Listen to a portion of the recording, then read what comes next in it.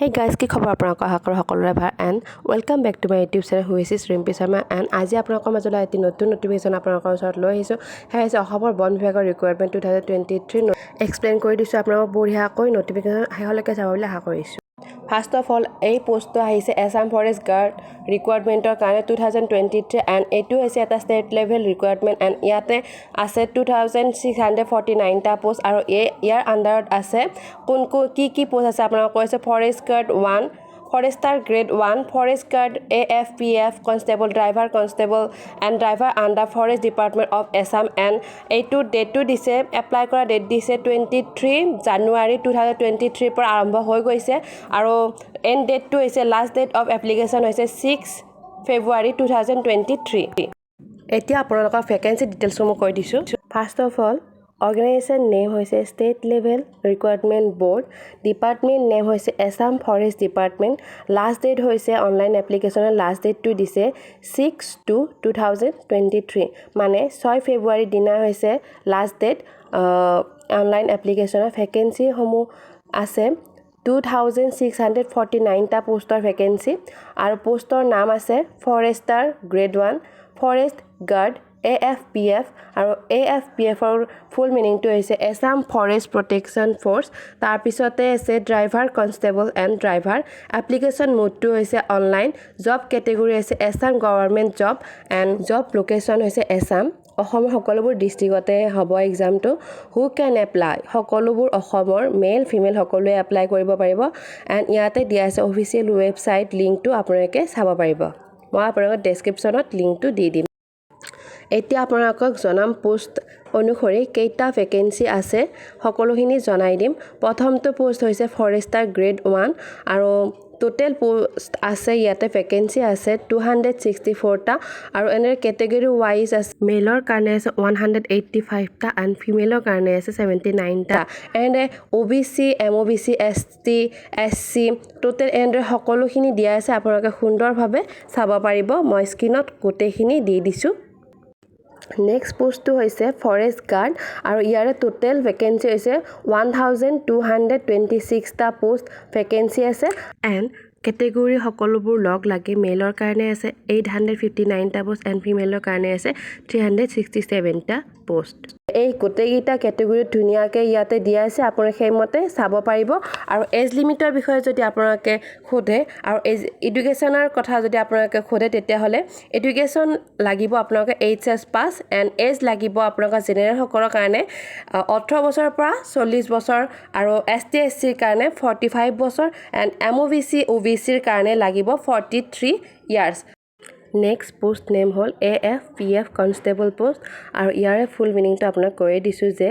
Assam forest protection force আৰু এই পোষ্টত টোটেল ভেকেঞ্চি আছে 981 আৰু এই পোষ্টটোৰ কাৰণে আপোনালোকৰ এডুকেশ্যন কোৱালিফিকেশ্যন মেট্ৰিক পাছ হ'লেই হ'ব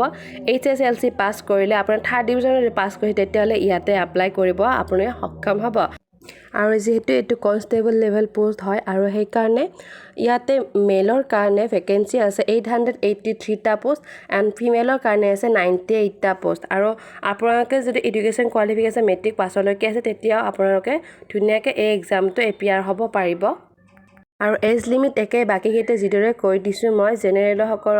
18 বছৰ পৰা 40 বছৰ আৰু ST SC MOBC সকলোৰে এই আগত কৈ থকাৰ নিচিনা একে হয় গোটেই এজ লিমিট একে হয়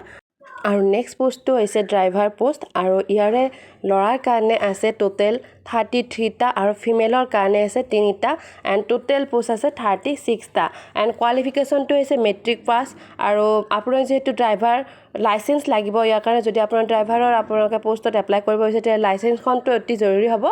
আপোনালোকে লাইচেঞ্চখন লাগিব যিহেতু ইয়াতে স্কিল টেষ্টটো হ'ব সেইকাৰণে আপোনালোকৰ লাইচেঞ্চখন অতি জৰুৰী হ'ব আপোনালোকে লাইচেঞ্চ যদি এতিয়ালৈ বনাই ল'ব দেই আৰু নেক্সট এই যে পোষ্টটো আছে নেক্সট পোষ্টটো হৈছে ড্ৰাইভাৰৰে পোষ্ট হয় আপোনালোকৰ এইখিনি বিষয়ে আপোনাক সুন্দৰভাৱে কৈ আছোঁ আৰু ইয়াৰে টোটেল ভেকেঞ্চি আছে 142টা আৰু মেলৰ কাৰণে আছে 99টা এণ্ড ফিমেলৰ কাৰণে আছে 43টা পোষ্ট ড্ৰাইভাৰ পোষ্টতো ফিমেল আছে চ' আপোনাৰ সকলো ফিমেলসকলেও যদি লাইচেঞ্চ আছে আৰু ধুনীয়াকৈ যদি চলাব জানে ড্ৰাইভ কৰিব পাৰে তেতিয়াহ'লে আপোনালোকে এপ্লাই কৰিব পাৰে ইয়াতো বহুত ধুনীয়াকৈ স্কিল টেষ্ট হ'ব স্কিল টেষ্টটো আপোনালোকে সুন্দৰভাৱে দিব লাগিব দেন আপোনালোকে পাছ কৰিব অতি সহজ হৈ যাব আৰু আপোনালোকক ফৰেষ্ট গাৰ্ড হওক এই সকলোবোৰ পোষ্টৰ বাবে আপুনি হ'ব লাগিব ইণ্ডিয়ান হ'ব লাগিব আৰু তাৰোপৰি এছামৰ হ'ব লাগিব অসমৰ হ'ব লাগিব তেতিয়াহ'লে আপুনি এই এক্সামটো এপিয়াৰ হ'ব পাৰিব আৰু সকলোৰে নাম এমপ্লয়মেণ্ট এক্সচেঞ্জ অফিচত ৰেজিষ্টাৰ থকা হ'ব লাগিব আৰু কেণ্ডিডেটজনে অসমীয়া ক'ব পৰা হ'ব লাগিব অসমীয়া লেংগুৱেজটো জানিব লাগিব আৰু ক'ব পাৰিব লাগিব একদম ধুনীয়াকৈ আৰু ইয়াতে দিছে এজ লিমিটৰ কথা for the post of forester grade 1 forest guard and ড্ৰাইভাৰৰ কাৰণে আপোনালোকৰ বছৰ 18 বছৰ হ'ব লাগিব তাৰপিছতে আপোনালোকে এপ্লাই কৰিব পাৰিব আৰু next AFPF constable and driver পোষ্টৰ বাবে আপোনাৰ বছৰ 18 বছৰৰ পৰা 25 বছৰ হ'ব লাগিব 1 জানুৱাৰী 2023ৰ আগত আৰু আপোনালোকৰ এজ ৰিলেক্সেশ্যন থাকিব 5 ইয়াৰ যিসকল candidate belonging to SC ST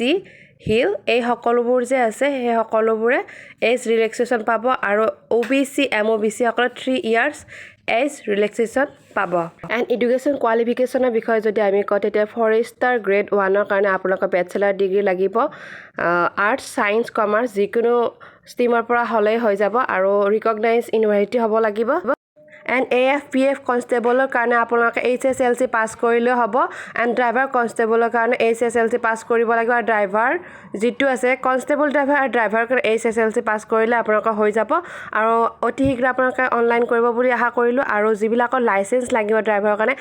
LMV or MMV or HMV লাইচেঞ্চখন লাগিব আপোনালোকৰ ড্ৰাইভিং লাইচেঞ্চখন আপোনালোকৰ অতি শীঘ্ৰে ওলাওক চ' এপ্লাই কৰক তাৰপিছতে আৰু যে আছে selection process of forest guard 2023 কি হ'ব ফিজিকেল ষ্টেণ্ডাৰ্ড টেষ্ট হ'ব ফিজিকেল এফিচিয়েঞ্চি টেষ্ট হ'ব ডকুমেণ্ট তাৰপিছত ভেৰিফিকেশ্যন তাৰপিছত হ'ব মেডিকেল টেষ্ট ৰিটেন এক্সাম হ'ব আৰু তাৰপিছতে আপোনালোকক জনাম ফিজিকেল ষ্টেণ্ডাৰ্ডছবোৰ কেনেকুৱা ধৰণৰ এক্সামবোৰ হ'ব ফৰেষ্টৰ গাৰ্ডৰ কাৰণে সকলোবোৰ আছে ইয়াতে হাইট লাগিব মেলৰ 163 চেণ্টিমিটাৰ এণ্ড ফিমেলৰ লাগিব 150 centimetre general OBC MOBC and SCৰ কাৰণে এণ্ড ST হিল STP এইবিলাকৰ কাৰণে লাগিব মেলৰ 153 চেণ্টিমিটাৰ হাইট এণ্ড ফিমেলৰ কাৰণে লাগিব 145 centimetre and chest only for men আছে 79 চেণ্টিমিটাৰ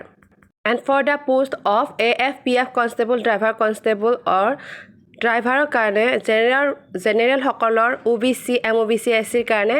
লাগিব 162.56 চেণ্টিমিটাৰ এণ্ড ফিমেলৰ লাগে 154.94 চেণ্টিমিটাৰ ST হিল STP এইবিলাকৰ কাৰণে মেল যে আছে মেলৰ লাগে 160.02 চেণ্টিমিটাৰ আৰু ফিমেলৰ কাৰণে লাগিব 152.40 চেণ্টিমিটাৰ